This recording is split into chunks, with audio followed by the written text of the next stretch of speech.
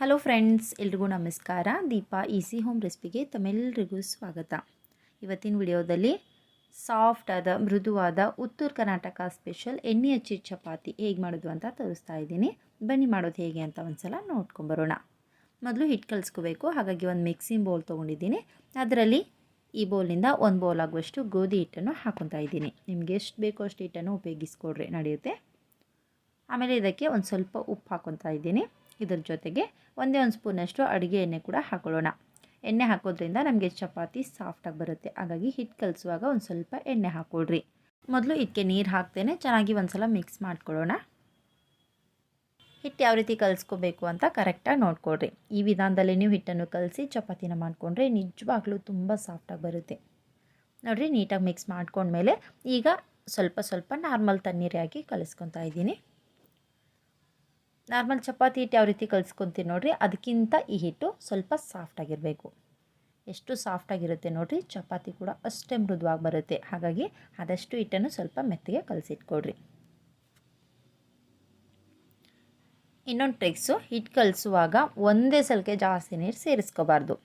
ಒಂದೇ ಸಲಕ್ಕೆ ಜಾಸ್ತಿ ನೀರು ಸೇರಿಸ್ಕೊಂಡ್ಬಿಟ್ರೆ ಹಿಟ್ಟನ್ನು ಈ ರೀತಿ ತುಂಬ ಹೊತ್ತು ಕಲಸೋಕ್ಕಾಗಲ್ಲ. ಹಾಗಾಗಿ ಈ ರೀತಿ ಸ್ವಲ್ಪನೇ ನೀರನ್ನು ಹಾಕಿ ತುಂಬ ಹೊತ್ತು ನಾದ್ಕೊಳ್ರಿ. ಅಂದಾಗ ನಮಗೆ ಹಿಟ್ಟಿನಲ್ಲಿ ಚೆನ್ನಾಗಿ ಜಿಗಿ ಬರುತ್ತೆ. ಮತ್ತು ನೀವು ಎಷ್ಟೇ ದೊಡ್ಡದಾಗಿ ಲಟ್ಟಿಸಿದ್ರೂ ಕೂಡ ಆಗ ಚಪಾತಿ ಎಲ್ಲೂ ಹರಿಯೋದಿಲ್ಲ, ತುಂಬ ಚೆನ್ನಾಗಿ ಬರುತ್ತೆ. ಹಾಗಾಗಿ ಹಿಟ್ಟು ಕಲಿಸುವಾಗ ಸ್ವಲ್ಪನೇ ನೀರನ್ನು ಹಾಕಿ ತುಂಬ ಹೊತ್ತು ಈ ರೀತಿ ನಾದ್ಕೊಳ್ರಿ. ಹಿಟ್ಟು ಈ ರೀತಿ ಗಟ್ಟಿ ಇದ್ದರೂ ಕೂಡ ಸ್ವಲ್ಪ ನೀರನ್ನು ಹಚ್ಚಿ ಮೆತ್ತಗೆ ಮಾಡಿಕೊಡ್ರಿ.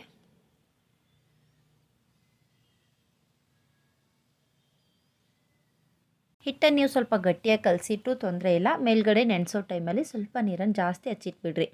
ಚೆನ್ನಾಗಿ ನೆನೆದ ಮೇಲೆ ಇನ್ನೂ ಸಾಫ್ಟ್ ಆಗುತ್ತೆ. ನೋಡಿರಿ, ಈ ರೀತಿ ಕಲಿಸ್ಕೊಂಡ್ರೂ ಕೂಡ ಮೇಲ್ಗಡೆ ಇನ್ನೂ ಸ್ವಲ್ಪ ನೀರು ಹಚ್ಕೊತಾ ಇದ್ದೀನಿ. ಈ ರೀತಿ ನೀರು ಹಚ್ಕೊಳ್ಳೋದ್ರಿಂದ ನಮಗೆ ಹಿಟ್ಟು ಮೃದುವಾಗಿ ಸಾಫ್ಟಾಗಿ ರೆಡಿ ಆಗುತ್ತೆ. ಈಗ ಮೇಲ್ಮುಚ್ಚಿ ಸುಮಾರು ಒಂದು 20 ನಿಮಿಷದವರೆಗೂ ನೆನೆಲಿಕ್ಕೆ ಬಿಡೋಣ. ನೋಡಿರಿ, ಒಂದು 20 ನಿಮಿಷ ನೆನೆಲಿಕ್ಕೆ ಬಿಟ್ಟಿದ್ದೆ. ಕಾಣಿಸ್ತಾ ಇರ್ಬೋದು ನಿಮಗಿಲ್ಲಿ ಹಿಟ್ಟು ಚೆನ್ನಾಗಿ ನೆನೆದು ರೆಡಿಯಾಗಿದೆ.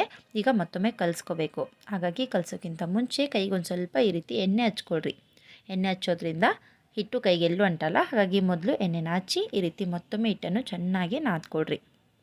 ಹಿಟ್ಟು ನೆನೆಸಿಡೋ ಟೈಮಲ್ಲಿ ಮೇಲ್ಗಡೆ ನೀರು ಹಚ್ಚಿಟ್ಟಿರ್ತೇವೆ ನೋಡಿರಿ, ಆ ರೀತಿ ನೀರು ಹಚ್ಚಿಟ್ಕೊಂಡ್ರೆ ನಮಗೆ ಈ ರೀತಿ ಹಿಟ್ಟು ಸಾಫ್ಟಾಗಿ ರೆಡಿ ಆಗುತ್ತೆ. ನೋಡಿರಿ, ತುಂಬ ಚೆನ್ನಾಗಿ ರೆಡಿಯಾಗಿದೆ. ಈಗ ಚಪಾತಿ ಮಾಡೋದು ಹೇಗೆ ಅಂತ ನೋಡ್ಕೊಳ್ಳೋಣ. ಚಪಾತಿ ಲಟ್ಟಿಸ್ಲಿಕ್ಕೆ ಈ ರೀತಿ ಹೋಳಿಗೆ ಶೀಟ್ ತೊಗೊಂಡಿದ್ದೀನಿ. ನಿಮ್ಮ ಮನೆಯಲ್ಲಿದ್ದರೆ ಈ ರೀತಿ ಶೀಟ್ನ ಉಪಯೋಗಿಸ್ಕೊಳ್ರಿ.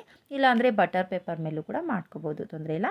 ಈಗ ಕಲಸಿರೋ ಹಿಟ್ಟಿನಲ್ಲಿ ಸ್ವಲ್ಪ ಹಿಟ್ಟನ್ನು ತೊಗೊಂಡು ಈ ರೀತಿ ಒಂದು ಚಿಕ್ಕ ಉಂಡೆನ ಮಾಡ್ಕೊಂಡಿದ್ದೀನಿ.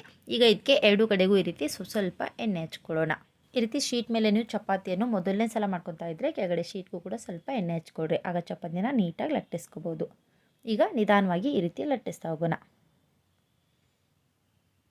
ನೋಡಿರಿ, ಎಲ್ಲ ಕಡೆಗೂ ಈ ರೀತಿ ಒಂದೇ ಸಮನಾಗಿರಬೇಕು. ಒಂದು ಕಡೆ ದಪ್ಪ ಒಂದು ಕಡೆ ತೆಳ್ಳಗೆ ಮಾಡೋಕ್ಕೆ ಹೋಗ್ಬೇಡ್ರಿ. ಸ್ವಲ್ಪ ಹಿಟ್ಟಿನಿಂದ ಈ ರೀತಿ ಲಟ್ಟಿಸ್ಕೋಬೇಕು. ಜಾಸ್ತಿ ಹಿಟ್ಟು ತೊಗೊಂಡ್ರೆ ಚಪಾತಿ ನಮಗೆ ದಪ್ಪ ಬರುತ್ತೆ.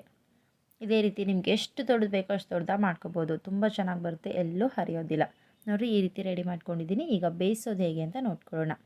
ಈ ಕಡೆ ಮುಂಚೆನೇ ತವ ಬಿಸಿ ಮಾಡ್ಕಿಟ್ಟಿದ್ದೆ. ತವ ಚೆನ್ನಾಗಿ ಬಿಸಿ ಆದಮೇಲೆ ಈ ರೀತಿ ಸ್ವಲ್ಪ ಎಣ್ಣೆ ಹಚ್ಬಿಟ್ಟು ರೆಡಿ ಮಾಡಿರೋ ಚಪಾತಿ ಶೀಟ್ನ ಈ ರೀತಿ ತವ ಮೇಲೆ ಉಲ್ಟಾ ಮಾಡಿ ನಿಧಾನವಾಗಿ ಬಿಡಿಸ್ಕೊಂಡ್ರೆ ತುಂಬ ನೀಟಾಗಿ ಬರುತ್ತೆ. ಕೆಳಗಡೆ ಶೀಟ್ಗೆಲ್ಲೂ ಅಂಟಲ್ಲ. ಈ ರೀತಿ ತವ ಮೇಲೆ ಹಾಕಿದ್ಮೇಲೆ ಇಮಿಡಿಯೇಟಾಗಿ ತಿರ್ಸಕ್ಕೆ ಹೋಗಬೇಡ್ರಿ. ಇಮಿಡಿಯೇಟಾಗಿ ತಿರ್ಸ್ಕೊಂಡ್ರೆ ಹರಿಯೋ ಚಾನ್ಸಸ್ ಇರುತ್ತೆ. ಹಾಗಾಗಿ ಬೇಯೋವರೆಗೂ ಬಿಟ್ಬಿಡಬೇಕು. ನೋಡಿ, ಚೆನ್ನಾಗಿ ಬೆಂದಮೇಲೆ ನಿಮಗೆ ಗೊತ್ತಾಗುತ್ತೆ ಈ ರೀತಿ ಕಲರ್ ಚೇಂಜ್ ಆಗುತ್ತೆ. ಆ ಟೈಮಲ್ಲಿ ಈ ರೀತಿ ನಿಧಾನವಾಗಿ ತಿರುಗಿಸ್ಕೊಡ್ರಿ. ಈ ರೀತಿ ಕೈಯಿಂದ ತಿರ್ಸೋದು ನಿಮಗೆ ರೂಢಿ ಇರಲಿಲ್ಲ ಅಂದರೆ ಸ್ಪೂನಿಂದ ಅಥವಾ ಕಡಚಿಗೆ ಅಂತ ಸಿಗುತ್ತೆ ನೋಡಿರಿ, ಅದರಿಂದ ತಿರುಗಿಸಿ ಎರಡು ಕಡೆಗೂ ಬೇಯಿಸ್ಕೊಡ್ರಿ. ಚಪಾತಿ ತೆಳ್ಳಗಿರೋದ್ರಿಂದ ಬೇಗನೆ ಬೇಯುತ್ತೆ. ತುಂಬ ಹೊತ್ತು ಬೇಯಿಸೋ ಅವಶ್ಯಕತೆ ಇಲ್ಲ. ನೋಡಿರಿ, ಎರಡು ಕಡೆಗೂ ನಿಮ್ಗೆ ಯಾವ ರೀತಿ ಬೇಕೋ ಆ ರೀತಿ ಬೇಯಿಸಿ ಒಂದು ತಟ್ಟೆಯಲ್ಲಿ ಸರ್ವ್ ಮಾಡಿಕೊಡ್ರಿ. ಇದೇ ರೀತಿ ಇನ್ನೊಂದು ಕೂಡ ಮಾಡೋದು ಹೇಗೆ ಅಂತ ತೋರಿಸ್ತೀನಿ.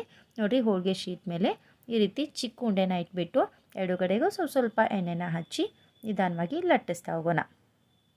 ನೆನಪಿರಲಿ, ಮುಂಚೆ ಹಿಟ್ಟನ್ನು ನೀವು ಚೆನ್ನಾಗಿ ಕಲಸಿಟ್ಕೊಂಡ್ರೆ ಮಾತ್ರ ಈ ರೀತಿ ಚಪಾತಿನ ಎಷ್ಟು ದೊಡ್ಡದು ಬೇಕೋ ಅಷ್ಟು ದೊಡ್ಡದಾಗಿ ಲಟ್ಟಿಸ್ಕೋಬೋದು. ವಿಡಿಯೋನ ಕರೆಕ್ಟಾಗಿ ನೋಡಿದ್ರೆ ಬರದೇ ಇರೋರು ಕೂಡ ತುಂಬ ಸುಲಭವಾಗಿ ಮಾಡ್ಕೋಬೋದು.